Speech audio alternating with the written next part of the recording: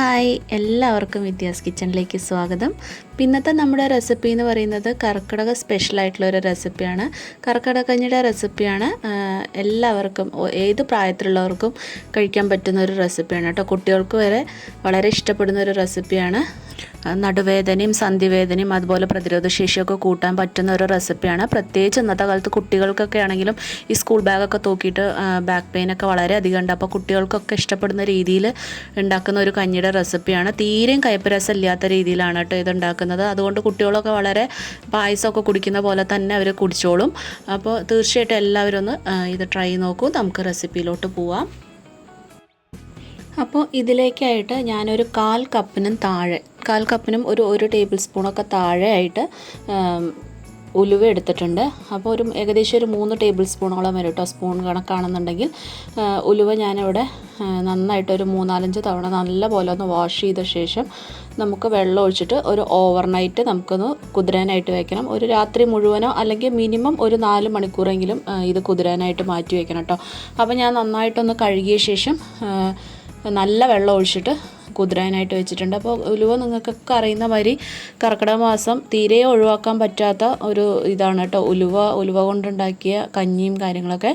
അപ്പോൾ ഇത് ഷുഗറൊക്കെ ഉള്ളവർക്കൊക്കെ വളരെ അധികം നല്ലതാണ്. അതുപോലെ മുലയൂട്ടുന്ന അമ്മമാർക്കും മുലപ്പാൽ വർദ്ധിക്കാനൊക്കെ ആയിട്ട്, പിന്നെ പ്രതിരോധശേഷി വർദ്ധിക്കാനായിട്ട്, നമ്മുടെ നടുവേദനയോ മുട്ടുവേദനയോ സന്ധിവേദനയൊക്കെ ഉണ്ടെന്നുണ്ടെങ്കിൽ അതൊക്കെ മാറാനായിട്ട് ഉലുവയൊക്കെ വളരെയധികം സഹായകമാണ്.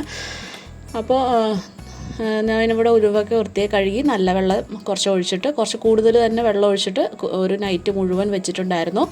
അപ്പോൾ പിറ്റേ ദിവസം രാവിലെ ആകുമ്പോഴേക്കും ആ ഉലുവയൊക്കെ നന്നായിട്ട് കുതിർന്ന് വന്നിട്ടുണ്ട്.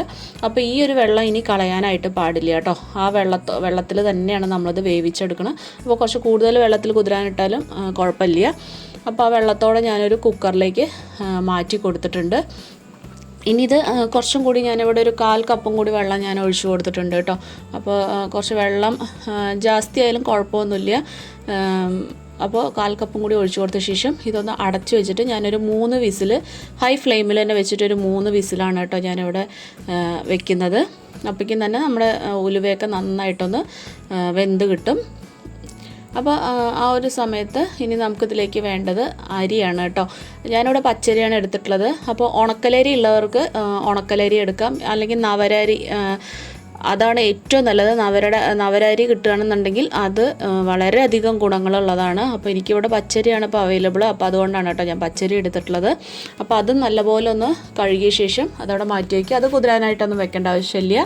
അപ്പോൾ അത് മാറ്റി വെച്ചിട്ടുണ്ട്. പിന്നെ അതിലേക്ക് വേണ്ടത് ഒരു വലിയൊരു ഒരു തേങ്ങ ചിരകി ഞാനിവിടെ വെച്ചിട്ടുണ്ട്. ചെറിയ തേങ്ങയൊക്കെ ആണെങ്കിൽ ഒരു തേങ്ങ ഫുള്ളും ഒരു തേങ്ങയുടെ പകുതിയും കൂടി ഒരു 1.5 തേങ്ങാമുറി നിങ്ങൾക്ക് എടുക്കാം കേട്ടോ. ഞാനിത് ഒരു വലിയൊരു തേങ്ങയുടെ 2 മുറി കംപ്ലീറ്റ് ആയിട്ട് ചിരകി എടുത്തിട്ടുണ്ട്. ഇനി നമുക്കിതൊന്ന് പാലെടുക്കണം. അതിന് വേണ്ടിയിട്ട് ഞാനൊരു മിക്സിയുടെ ജാറിലോട്ട് മാറ്റി കൊടുത്തിട്ടുണ്ട്. അതിലിനി ഞാൻ ഏകദേശം ഒരു 1-1.25 കപ്പോളം വെള്ളം ഒഴിച്ചിട്ടാണ് കേട്ടോ അതിൻ്റെ പാലെടുത്തിട്ടുള്ളത്. ഇനി മിക്സിയിൽ അരയ്ക്കേണ്ട നല്ല കട്ടിയുള്ള തേങ്ങാപ്പാലാണ് വേണ്ടത്. അപ്പോൾ നല്ല തിളച്ച വെള്ളം നമ്മൾ തേങ്ങയിലേക്ക് ഒഴിച്ചിട്ട് അതൊന്ന് പിഴിഞ്ഞെടുത്താലും മതി കേട്ടോ. എങ്ങനെയാണ് സൗകര്യച്ച് അതുപോലെ ചെയ്യുക. ഞാൻ ഇപ്പോൾ മിക്സിയിലൊന്ന് അരച്ചെടുത്ത ശേഷമാണ് തേങ്ങാപ്പാൽ എടുക്കുന്നത്. അപ്പോൾ നിങ്ങളുടെ സൗകര്യം അനുസരിച്ച് എങ്ങനെ പറയും. തിളച്ച വെള്ളത്തിൽ ഒഴിച്ചാൽ നല്ല കട്ടിക്കുള്ള നല്ല പാല് കിട്ടും. പിന്നെ ഒരുപാട് വെള്ളം ഒഴിച്ചിട്ട് അങ്ങോട്ട് ലൂസാക്കണ്ട. അപ്പോൾ ആ പാലിൻ്റെ തിക്നെസ് അങ്ങോട്ട് കുറഞ്ഞു കിട്ടും. നമ്മൾ 1/4 പാല് മാത്രമേ ഇതിലേക്ക് എടുക്കുന്നുള്ളൂ. കട്ടിയുള്ള 1/4 പാല് മാത്രമാണ് കേട്ടോ എടുത്തിട്ടുള്ളത്. അപ്പോൾ ഇതുപോലെ അങ്ങനെ പാല് പിഴിഞ്ഞിട്ട് നമുക്കത് മാറ്റി വയ്ക്കാം. അപ്പോൾ ഞാൻ പാലൊക്കെ നന്നായിട്ട് പിഴിഞ്ഞെടുത്തിട്ടുണ്ട്. ഏകദേശം ഒരു 1.5-2 കപ്പിന് ഉള്ളിലാണ് കേട്ടോ എനിക്ക് തേങ്ങാപ്പാൽ കിട്ടിയിട്ടുള്ളത്, കട്ടിയുള്ള തേങ്ങാപ്പാൽ കിട്ടിയിട്ടുള്ളത്. അത് ഞാനിവിടെ മാറ്റി വെച്ചിട്ടുണ്ട്. ഇനി നമുക്ക് ഈ ഒരു സമയത്ത് നമ്മുടെ ഉലുവ വെന്ത് കിട്ടിയിട്ടുണ്ട് കേട്ടോ. അപ്പോൾ പ്രഷറൊക്കെ ഇറങ്ങിയ ശേഷം നമ്മൾ തുറന്ന് നോക്കുക. അപ്പോൾ ഉലുവ നല്ല രീതിയിൽ തന്നെ വെന്ത് കിട്ടിയിട്ടുണ്ടെങ്കിൽ അമർത്തി നോക്കുമ്പോൾ അതങ്ങനെ ആയി കിട്ടും. അപ്പോൾ നന്നായിട്ട് വെന്തിട്ടുണ്ടെന്ന് അർത്ഥം. ഇനി നമ്മളിതിലേക്ക് നേരത്തെ കഴുകി വെച്ചിട്ടുണ്ടായിരുന്ന അരി നമുക്കിതിലേക്ക് ചേർത്ത് കൊടുക്കാം. ഇനി ഇതിലേക്ക് വെള്ളം കൂടി ചേർത്ത് കൊടുക്കുക. ഞാൻ ഏകദേശം ഒരു 1.5 മുതൽ 2 കപ്പിനുള്ളിലൊക്കെ വെള്ളം വേണ്ടി വരും കേട്ടോ. കാരണം അരി നന്നായിട്ടൊന്ന് വെന്ത് കിട്ടണമല്ലോ. അപ്പോൾ അതിനനുസരിച്ച് നിങ്ങൾ വെള്ളം ചേർത്ത് കൊടുക്കുക.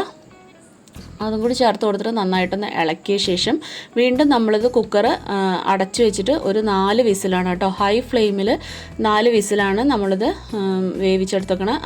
അപ്പോൾ അരിയും ഉലുവയൊക്കെ നല്ല രീതിയിൽ ചേർന്ന് കിട്ടും.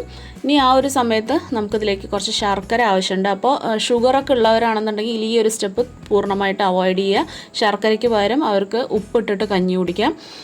അല്ല ഷുഗറൊക്കെ ഇല്ലാത്തവർക്കും കുട്ടികൾക്കൊക്കെ ആണെങ്കിൽ നമുക്ക് ശർക്കര എടുക്കാം. ഞാനൊരു 300 ഗ്രാമോളം ശർക്കര ഇവിടേക്ക് എടുത്തിട്ടുണ്ട്. അതിലേക്ക് നമുക്കൊരു 1/4 കപ്പിന് വെള്ളം ഒഴിച്ചിട്ട് അതൊന്ന് ഉരുക്കിയെടുക്കണം. ജസ്റ്റ് അതൊന്ന് കട്ടകളൊക്കെ ഒന്ന് മാറി കിട്ടിയിട്ട് ഒന്ന് ഉരുക്കിയെടുത്താൽ മാത്രം മതിയാവും കേട്ടോ. അപ്പോൾ ഞാനിവിടെ ശർക്കര നന്നായിട്ടൊന്ന് ഉരുക്കിയെടുത്തിട്ടുണ്ട്.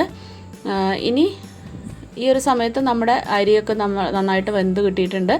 ഇനി നമ്മൾ ഈ ശർക്കര പാനി നമുക്ക് ഇതിലോട്ട് അരിച്ച് ചേർത്ത് കൊടുക്കാം. ശർക്കരയിൽ കല്ലും പൊടിയൊക്കെ ഉണ്ടാവും, അതുകൊണ്ട് അരിച്ച് തന്നെ ചേർത്ത് കൊടുക്കണം. ഇനി ഇത് നന്നായിട്ടൊന്ന് ഇളക്കി കൊടുക്കുക. ഒരു 5 മിനിറ്റ് ഒരു മീഡിയം ടു ലോ ഫ്ലെയിമിൽ വെച്ചിട്ട് ഒരു 5 മിനിറ്റോളം നന്നായിട്ടിത് തിളപ്പിച്ചെടുക്കണം. അപ്പോഴാണ് ഈ അരിയിലേക്കും ഉലുവയിലേക്കൊക്കെ ഈ ശർക്കര നന്നായിട്ടൊന്ന് പിടിച്ച് കിട്ടുള്ളൂ. അപ്പോൾ ഇങ്ങനെയൊക്കെ ഉണ്ടാക്കി കൊടുക്കുമ്പോൾ ഒരു പായസത്തിൻ്റെ ഒരു ടേസ്റ്റൊക്കെ ആകുമ്പോൾ കുട്ടികളൊക്കെ വളരെ ആസ്വദിച്ചിട്ടൊക്കെ കഴിക്കും കേട്ടോ. ഈ ഉലുവയുടെ ഒന്നും കയ്പ്പ് രസം ഒന്നും ഉണ്ടാവില്ല ഈ ശർക്കര ഇട്ട് കൊടുക്കുന്നതുകൊണ്ട്. അപ്പോൾ നന്നായിട്ടൊന്ന് ഇളക്കി കൊടുത്ത ശേഷം ഒരു 5 മിനിറ്റ് നന്നായിട്ടൊന്ന് തിളപ്പിച്ചെടുക്കുക. അപ്പോൾ ശർക്കര നിങ്ങളുടെ ഇഷ്ടത്തിനനുസരിച്ച് കൂട്ടുകയോ കുറയ്ക്കുകയോ ചെയ്യുക. താല്പര്യമില്ലാത്തവർക്ക് ഞാൻ നേരത്തെ പറഞ്ഞ മാതിരി ഉപ്പിട്ടിട്ട് കുടിക്കുക കേട്ടോ.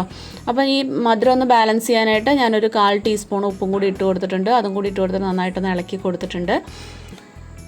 ഇനി നമ്മളിവിടേക്ക് ചേർക്കാൻ പോകുന്നത് ഒരു 5 മിനിറ്റ് കഴിഞ്ഞിട്ട് നമ്മളിവിടേക്ക് ചേർക്കാൻ പോണത് നമ്മൾ നേരത്തെ പിഴിഞ്ഞ് വെച്ചിട്ടുള്ള തേങ്ങാപ്പാലാണ്. അപ്പോൾ തേങ്ങാപ്പാൽ ഇതിലേക്ക് ചേർത്ത് കൊടുക്കുക. ഞാനതിലേക്കൊന്ന് അരിച്ചിട്ടാണ് കേട്ടോ ചേർത്ത് കൊടുക്കുന്നത്.